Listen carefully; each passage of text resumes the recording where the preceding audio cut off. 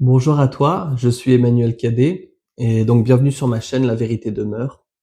Aujourd'hui, on va poursuivre un petit peu dans les croyances de l'Église de Jésus-Christ des Saints des derniers jours.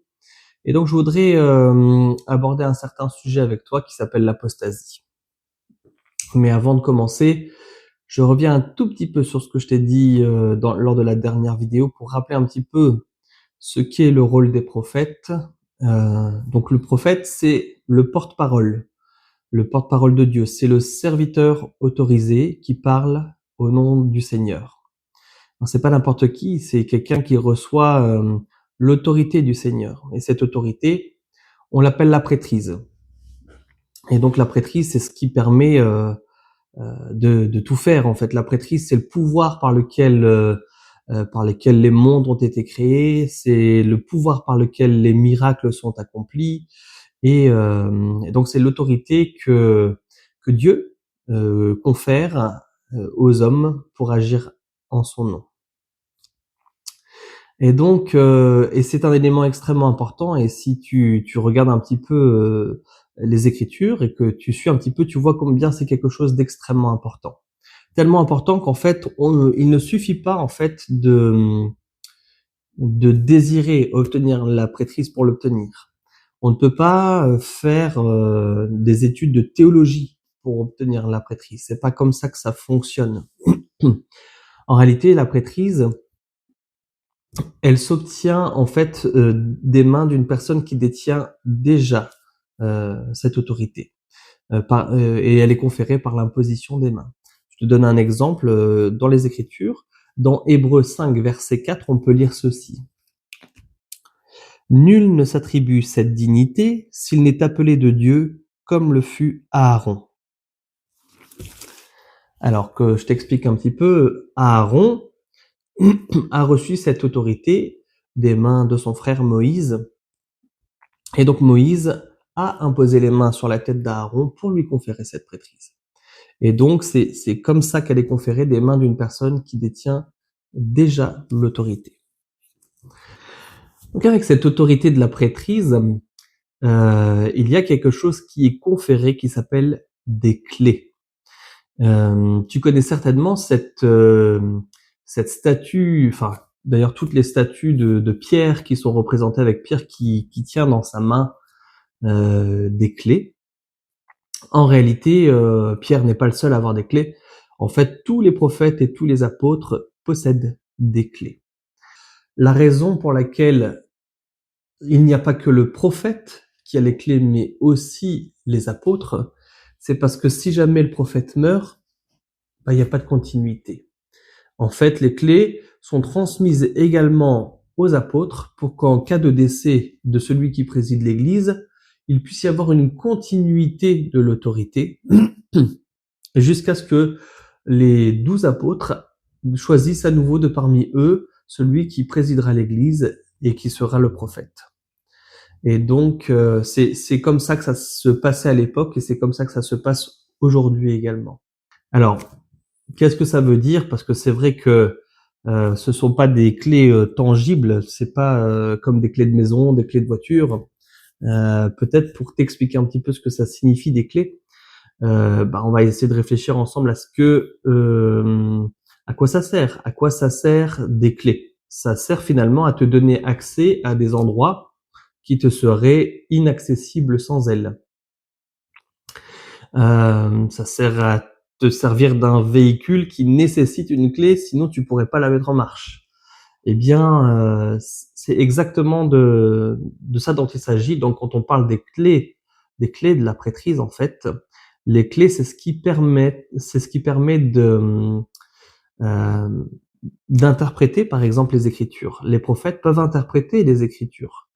Les clés, ça permet également de valider des ordonnances.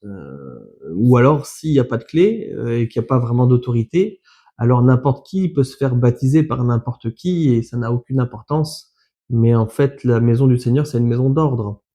Et donc, il a des serviteurs autorisés et sous délégation, en fait, d'une personne qui détient les clés, on peut accomplir les ordonnances et qui, du coup, seront valides parce qu'elles sont sous la responsabilité d'une personne qui possède les clés.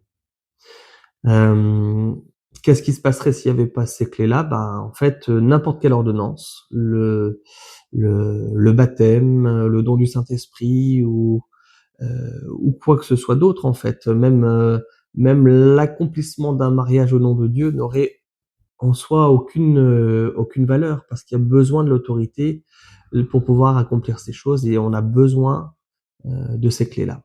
Alors pourquoi c'est hyper important dans le sujet que je suis en train d'aborder avec toi? Parce que, comme je te l'ai dit, le prophète, puisqu'il possède ces clés, il a la possibilité d'interpréter les Écritures.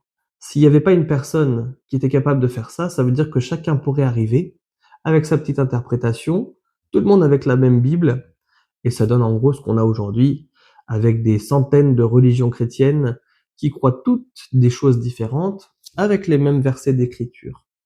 Et ça, c'est parce qu'il s'est passé quelque chose. Et donc, c'est de ça que je voudrais te parler aujourd'hui.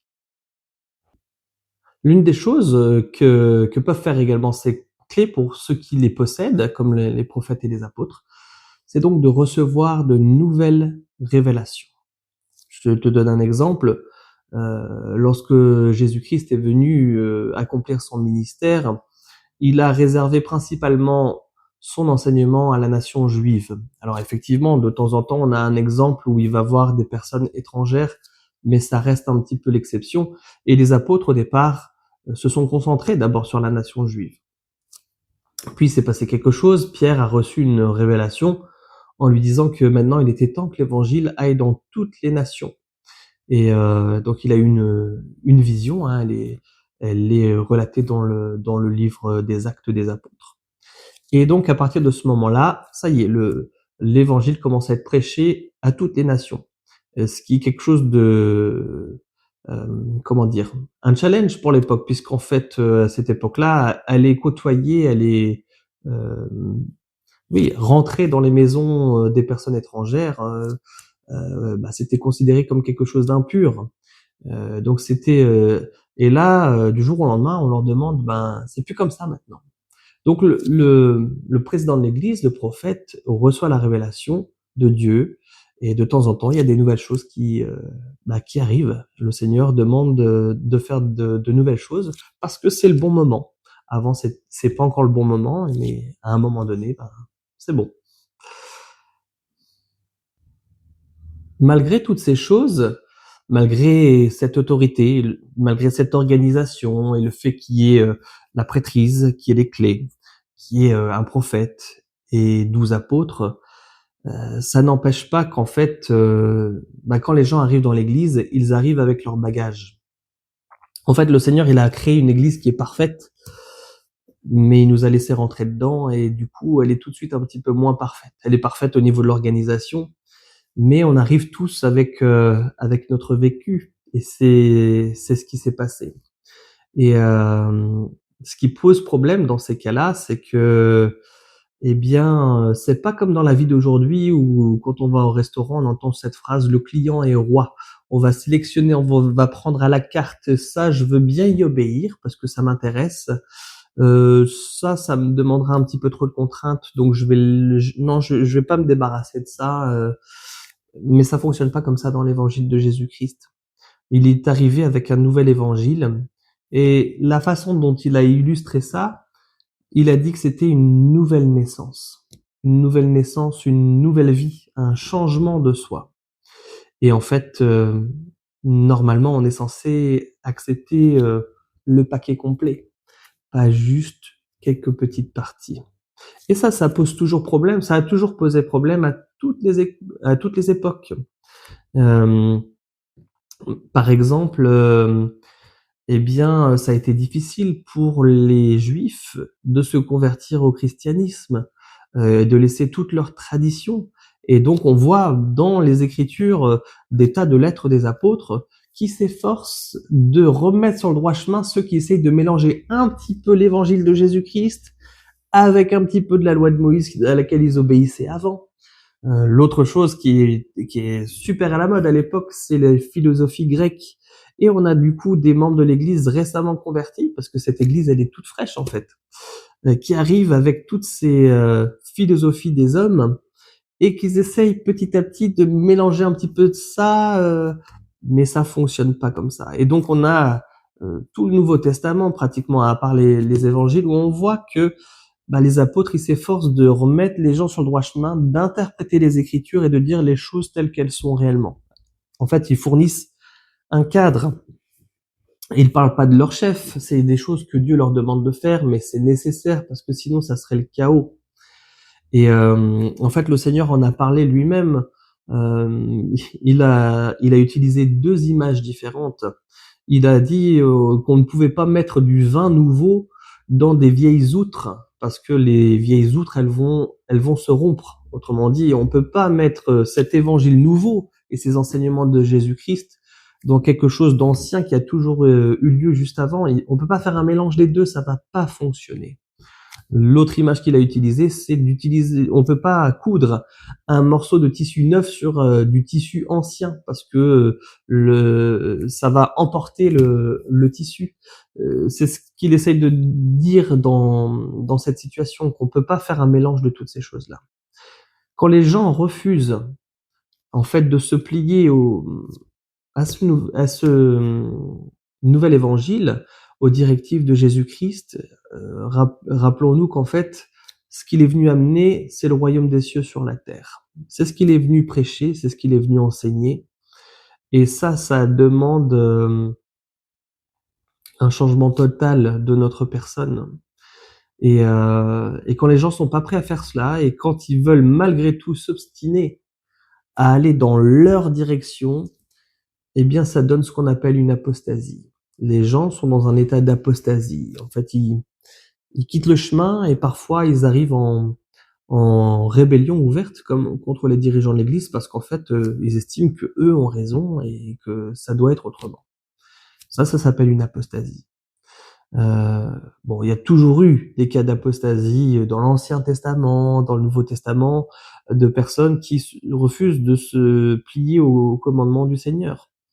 Et ça finit par devenir des gens qui quittent le chemin et qui très souvent deviennent hostiles et qui font la guerre contre la religion à laquelle ils appartenaient au départ. Donc ça, c'est un état d'apostasie personnel, on va dire. Maintenant, aujourd'hui, je souhaite te parler d'une autre sorte d'apostasie et c'est mon sujet principal aujourd'hui. Alors pour te parler de cette autre sorte d'apostasie, je dois t'expliquer quelque chose en particulier. Le Seigneur aime son peuple d'alliance, le peuple avec qui il a fait une alliance. Et il ne permettra jamais qu'à la tête de son Église, il y ait quelqu'un qui puisse faire errer le peuple, le faire se détourner des voies du Seigneur. C'est pas possible pour le Seigneur. On en a des exemples dans les Écritures. Par exemple, le souverain sacrificateur Élie. Pas le prophète Élie, le souverain sacrificateur qui était parfaitement au courant que ses fils agissaient mal en tant que prêtres et que par leurs mauvaises actions étaient en train de conduire le peuple dans des routes qui n'étaient pas des chemins qui n'étaient pas forcément les bons. Eh bien, qu'est-ce qu'a fait le Seigneur? Parce qu'il ne veut pas que quelqu'un à la tête puisse faire errer son peuple. Eh bien, Élie est mort et ses fils également. Et il a mis d'autres personnes à la place. Je te donne un autre exemple. Le Seigneur a choisi à un moment donné Saül pour devenir roi d'Israël. Et il a reçu une onction, il a été béni par un prophète et c'est celui qui devait diriger le peuple. Mais quand Saül a commencé à mal tourner et entraîner son peuple avec, le Seigneur n'a pas permis que ça continue comme ça. Il a ôté Saül de son trône et il a mis à la place David. Et on peut continuer ainsi comme ça. À chaque fois qu'une personne utilise mal son autorité pour diriger l'Église, le Seigneur l'a enlevé de sa place et a mis quelqu'un de juste à la place. Et c'est un schéma qui s'est poursuivi parce que le Seigneur ne tolérera pas que ceux qui sont à la tête égarent son peuple. Et ça, c'est hyper important. Alors maintenant, j'en reviens à l'époque du Nouveau Testament, j'en reviens à cette organisation qu'il y a. On a donc cette organisation avec les apôtres et les prophètes. Une bonne organisation. Des personnes qui sont désintéressées, qui n'ont que pour envie de servir le Seigneur et qui ont reçu son autorité et ses clés. Mais cette église est toute fraîche et il s'insère à l'intérieur de cette église tout un tas de fausses doctrines et de mauvaises personnes qui y arrivent progressivement. Alors, d'abord, c'est simplement une apostasie individuelle, comme je t'en ai parlé tout à l'heure. Mais petit à petit, eh bien, les apôtres meurent les uns après les autres.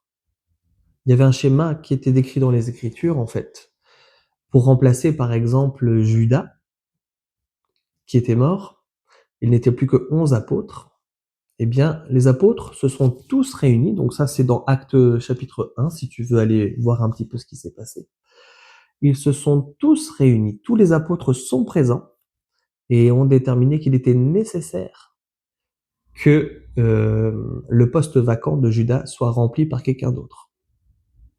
Et donc tous ensemble, réunis, ont choisi un nouvel apôtre.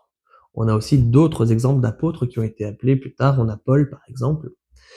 Et mais le problème de cette époque-là, c'est lorsqu'ils sont envoyés pour prêcher l'évangile, ils vont loin, très très loin. Et visiblement, le schéma est, pour pouvoir rappeler un nouvel apôtre, on réunit tout le monde. C'est pas Pierre tout seul de son côté qui va venir et qui va imposer les mains à quelqu'un, je t'ai choisi comme apôtre. C'est une décision collégiale en fait. Aujourd'hui, on appelle ça le collège des 12 apôtres.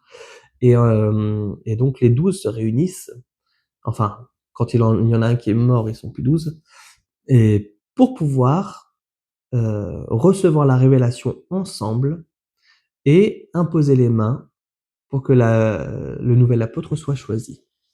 Mais imagine maintenant que les apôtres soient tellement loin et soient mis à mort tellement rapidement qu'il n'y ait pas de temps pour appeler d'autres apôtres.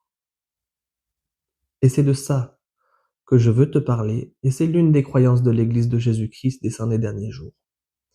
Qu'il n'y a pas eu de continuité, qu'il n'y a pas eu une succession ininterrompue d'autorités et de clés, mais qu'après la mort des apôtres, oui, tout s'est arrêté. Nous croyons à une apostasie de l'Église elle-même, parce qu'il n'y avait plus personne à sa tête pour diriger.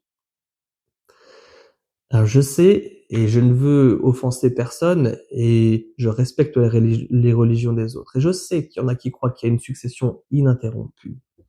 Et si je te parle de ces choses, peut-être que je vais partager certaines écritures pour te faire un petit peu comprendre, et te faire part aussi de la situation après, tout de suite après la mort des apôtres. Alors maintenant, je vais te lire quelques écritures pour te parler un petit peu de ce que je t'ai dit. Ce que je te dis, il paraît triste, en fait. On a l'impression que tout est perdu, tout est fini. Mais si je te dis que c'était prophétisé, c'était prévu qu'il y ait une période de temps où l'Église telle que l'avait mise Jésus-Christ, telle qu'il l'avait établie, ne serait plus sur la terre. Mais que ce n'est que provisoire et qu'il doit y avoir un rétablissement de toutes choses. Et je vais te lire un petit peu ces choses d'après les Écritures. Alors, voilà, première écriture que je vais lire avec toi pour t'expliquer un petit peu les conditions. On est dans Acte 20, versets 28 à 30. Et voilà ce que ça dit. Prenez donc garde à vous-même et à tout le troupeau sur lequel le Saint-Esprit vous a établi évêque, pour paître l'Église du Seigneur qu'il s'est acquise par son propre sang. Je sais qu'il s'introduira parmi vous, après mon départ, des loups cruels qui n'épargneront pas le troupeau. et qu'il s'élèvera du milieu de vous des hommes qui enseigneront des choses pernicieuses pour entraîner les disciples après eux. Autre écriture, donc Galates chapitre 1, versets 6 à 9. Je m'étonne que vous vous détourniez si promptement de celui qui vous a appelé par la grâce de Christ pour passer à un autre évangile. Non pas qu'il y ait un autre évangile, mais qu'il y a des gens qui vous troublent et qui veulent renverser l'évangile de Christ. Mais quand un ange du ciel annoncerait un autre évangile que celui que nous vous avons prêché, qu'il soit anathème. Nous l'avons dit précédemment, et je le répète à cette heure, si quelqu'un vous annonce un autre évangile que celui que vous avez reçu, qu'il soit anathème. Une autre écriture maintenant, qui se trouve dans 2 Timothée, chapitre 4, versets 3 à 4.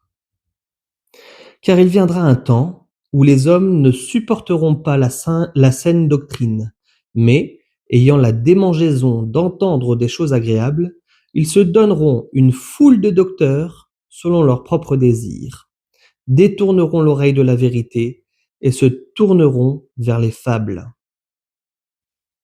Les docteurs, c'est les dirigeants, hein. C'était les docteurs de la loi, hein, ce dont il parle.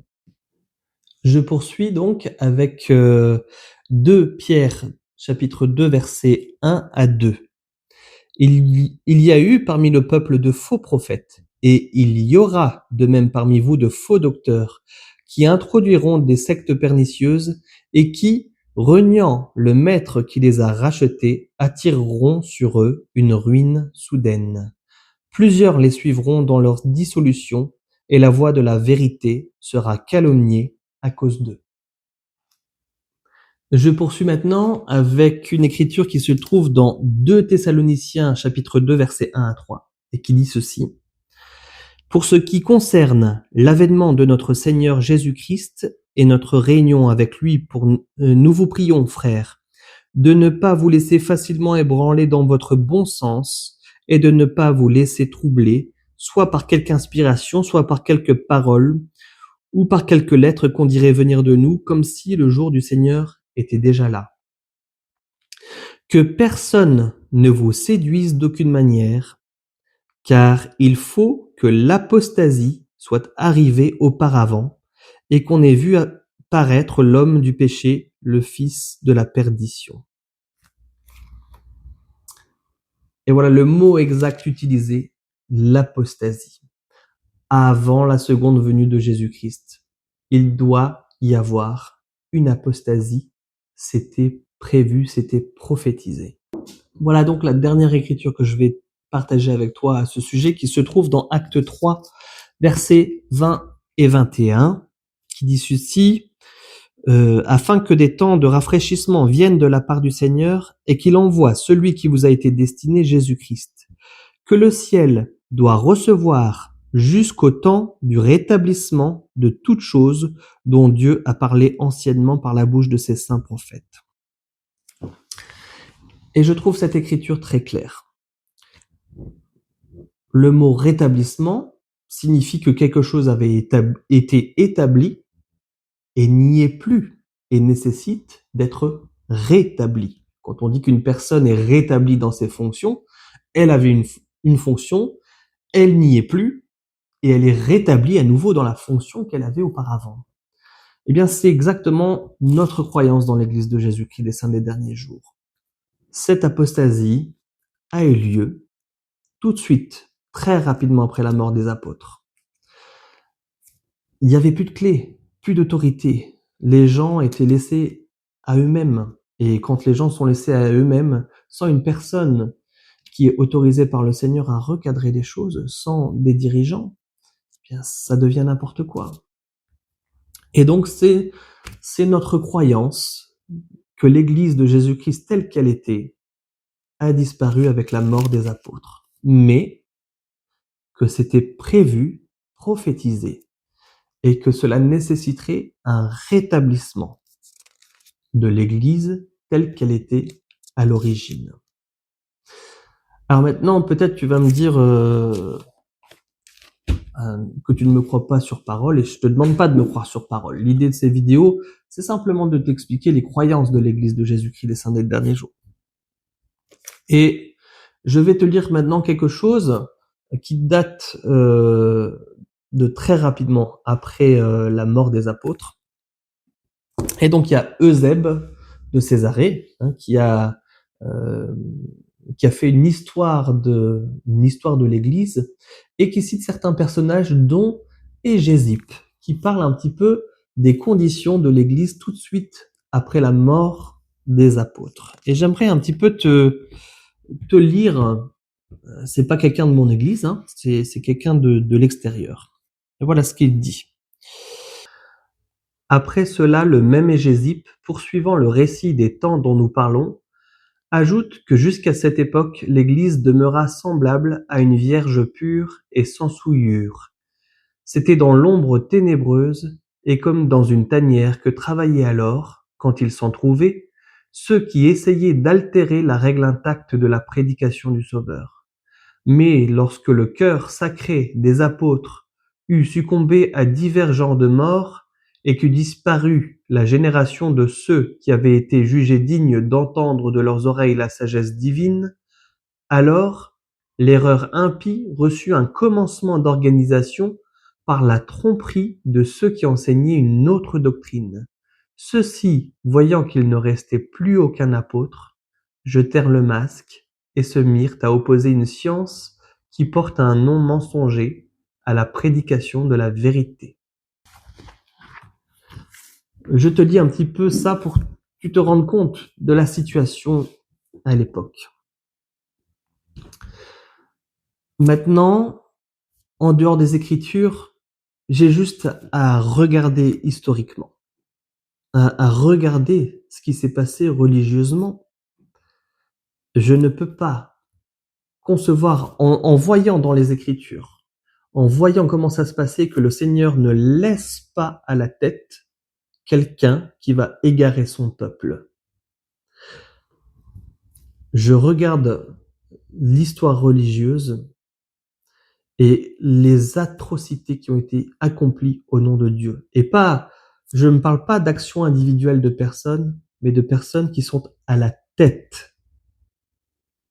Pour moi, c'est évident que l'autorité est perdue. Je ne vois pas comment quelqu'un peut se retrouver à la tête et ordonner des massacres de personnes qui n'ont pas les mêmes croyances qu'eux. Enfin, on est français, on connaît la Saint-Barthélemy, c'est pas possible, c'est juste pas compatible avec l'évangile qui a été enseigné par Jésus-Christ. Ça, il y a de la prostitution, il y a la vente d'indulgence. Vous pouvez obtenir le pardon de vos péchés si vous avez suffisamment d'argent. Enfin, j'ai juste à regarder ça pour me dire, non. L'Église de Jésus-Christ telle qu'il l'a établie n'était plus sur la terre. Parce qu'une personne ne peut être à la tête et Dieu ne laissera pas une personne comme ça égarer son peuple. C'est pas possible. C'est mon sentiment et c'est ce que je constate historiquement parlant. Alors maintenant, dans l'histoire des religions, il y a des hommes qui ont été inspirés et je leur rends hommage parce qu'ils ont été inspirés par Dieu, qu'on appelle les réformateurs, les personnes qui sont arrivées en disant attendez là, on est tellement loin de ce que disent les Écritures. On s'est complètement égaré. C'est pas ça. Et donc qui ont dit, comme Luther, Calvin, Wesley, toutes ces personnes qui sont venues et ont dit stop. Ce n'est pas l'Église de Jésus-Christ telle qu'il l'avait établie. Et ce n'est pas ce qu'on lit dans les Écritures. Et donc, ils sont arrivés, donc ces réformateurs, et ont permis donc une ouverture pour le peuple. Néanmoins, chacun d'entre eux ont quand même affirmé le fait que, bien qu'ayant agi parce qu'il fallait faire quelque chose, n'avaient pas l'autorité d'organiser une église. Je peux pas me dire non, je suis pas d'accord avec toi, je vais faire ma propre église. C'est pas comme ça que ça fonctionne. La notion d'autorité, elle est nécessaire. Alors on est arrivé à une période justement avec cette réformation où on avait perdu confiance en une personne qui était à la tête de l'église et on a dit non, non, seulement les Écritures maintenant. Maintenant, c'est les Écritures qui sont le guide et rien d'autre. Et donc tout doit être vérifié à la lumière de la Bible. Mais ce système pose un autre problème. Bah oui, ça implique que la Bible soit parfaite. Alors, qu'on s'entende bien, la parole de Dieu est parfaite. Mais j'aimerais déjà commencer par poser une question. Qui a choisi quel livre irait dans le canon biblique et qui a dit bah non, ceux-là, on les prend pas. Mais sur quels critères on s'est basé pour dire ça je le prends, ça non?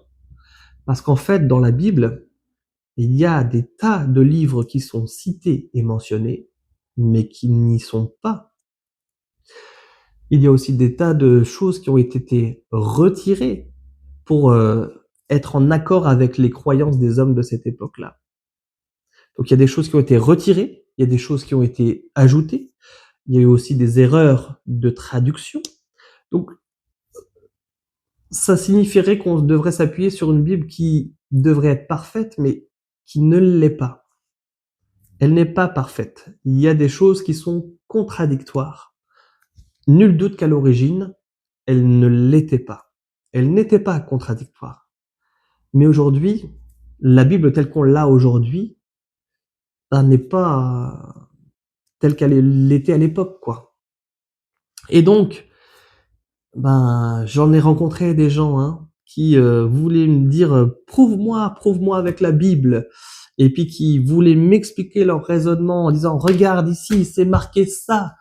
Et puis j'allais dans une autre église et le même verset d'écriture, non, ça veut dire ça. Mais qui donne autorité pour dire que ce verset veut dire ça? C'est une interprétation d'une personne. C'est pour ça que ce n'est pas suffisant. C'est nécessaire d'avoir les Écritures. C'est... comment t'expliquer ça? Le Seigneur a dit que par la bouche de 2 ou de 3 témoins, la vérité de toute chose sera établie. Si tu n'utilises qu'un prophète, il y a un seul témoin. Si tu n'utilises que les Écritures, tu n'as qu'un autre témoin. Mais si tu as les deux, tu as les Écritures, tu as le prophète, et qu'ils ne sont pas en contradiction les uns avec les autres, alors là, ça change la donne. Et donc c'est mon témoignage que c'est ce qui s'est passé. Il y a une perte de l'autorité et de la vérité. Et la raison pour laquelle, après le livre de l'Apocalypse, il n'y a pas d'autre écriture, ce n'est pas parce que Dieu a arrêté de parler, qu'il avait révélé tout ce qu'il avait à révéler.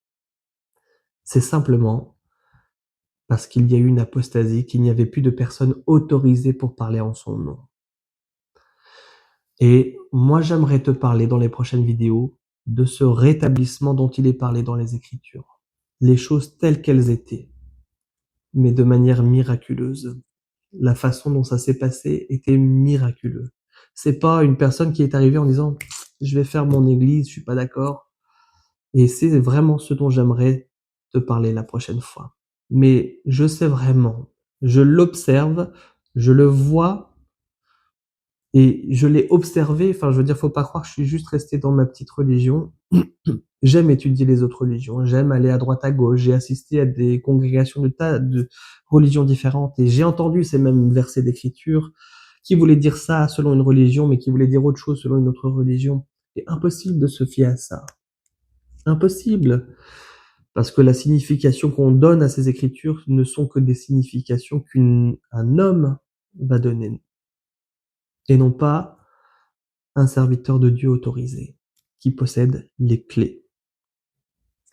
À partir du moment où à nouveau un nouveau serviteur est là, À partir du moment où les clés sont à nouveau là, eh bien, il y a à nouveau des révélations pour l'Église. Il y a à nouveau des Écritures. Il y a les miracles qui sont là. Et donc, je vais te parler petit à petit de toutes ces choses-là. En attendant, je vais te laisser là pour aujourd'hui. Donc, rappelle-toi, notre croyance, c'est qu'il y a eu une apostasie, une perte de l'autorité après la mort des apôtres, mais que le Seigneur l'avait prévu et qu'il avait prévu qu'il y aurait un rétablissement de toutes choses. Je te mets aussi en lien, donc dans la description, le site officiel de l'Église de Jésus-Christ des Saints des Derniers Jours, et également, si tu veux avoir une copie du Livre de Mormon gratuitement, je te mets également le lien pour que tu puisses y avoir accès. Sur ce, je te dis à bientôt.